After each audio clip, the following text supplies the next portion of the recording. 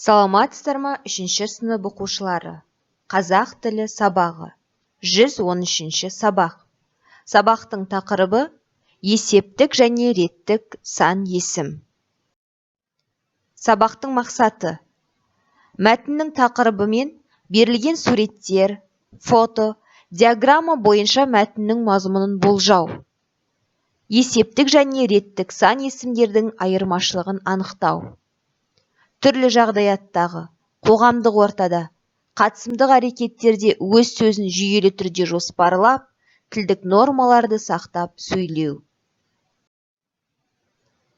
Алдымен, сабағымызды бастамас бұрын, гүл мен тілек ойыны арқылы психологиялық ахуал жасап алайық. Балалар, түрлі түсті қағаздан осындай гүл жасаңыздар. Және гүлдің әр бөлігіне өзіңіздің досыңызға, сыныптасыңызға, ұстазыңызға арналған тілек жазыңыз. Ертеңгі сабақта сол тілектермен бөлісетін боласыздар. Енді балалар, ажалдан құтқарған асыл сөз ертегісімен танысамыз. Алдымен ертегіні оқымай тұрып, ертегінің тақырыбына назар салыңыздар. Ажалдан құтқарған асыл сөз. Ертегі не туралы болуы мүмкін?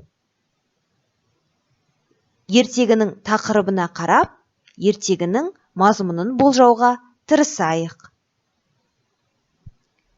Өз ойларыңызбен, ата-аналарыңызбен, аға-әпкелеріңізбен бөліссеңіздер болады. Ертегі не туралы болуы мүмкін?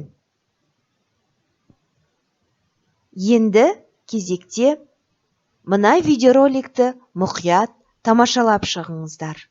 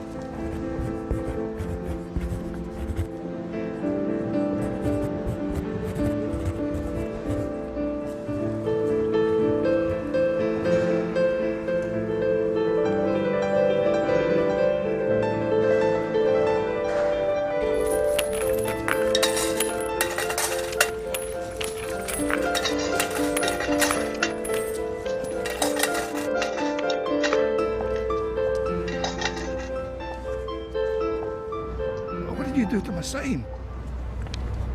I wrote a What did you saying, do to my sign? but in different words. I wrote a saying, but in different Thanks, love. words. Thanks, love.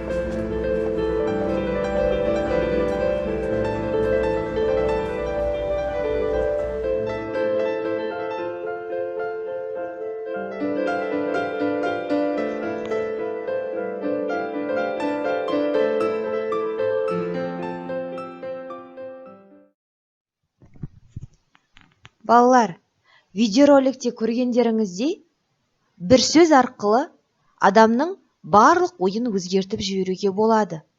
Сондықтан, әрбір айтқан сөздеріңізде ойланып сөйлеуге тырысыңыздар, және жақсы сөз айтуға тырысыңыздар. Олай болса, енді ертегіні мұқият оқып шығыңыздар. Ертегіні оқып болғаннан кейін, мәтіннің мазмұнын ашу кестесімен жұмыс жасаңыздар. Бірінші, оқиғаның орны мен уақыты. Яғни, бұл ертегідегі оқиға қай жерде, қашан болды? Соны кестенің бірінші бағанына жазамыз. Екінші бағанына ертегідегі кейіпкерлерді жазамыз. Үшінші бағанында оқиғада не болды? Сол туралы жазыңыздар. Келесі бағанға бұл оқиғаға не ықпал етті? Яғни, қандай мәселе осы оқиғаның жазылуына ықпал етті деп ойлайсыздар? Соны жазасыздар.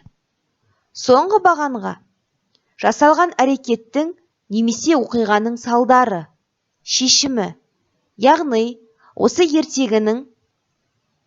ертегіде жасалған әрекеттен кейін қандай шешім шығарар едіңіздер? Өз қорытынды ойларыңызды соңғы бағанға жазыңыздар. Мәтінді мұқият оқу арқылы осы мәтіннің мазмұнын ашу кестесін толтыра аласыздар. Келесі тапсырма жазылым тапсырмасы. Оқулықтарыңыздағы 44-ші жаттығу берілген. Бұл жаттығуда мәтін берген. Осы мәтінді көркем етіп жазыңыздар. Сан есімдердің астын сызыңыздар. Сан есімнің қай түрі екенін ажыратыңыздар. Бұл жаттығу жұмыс дәптерінде орындалады.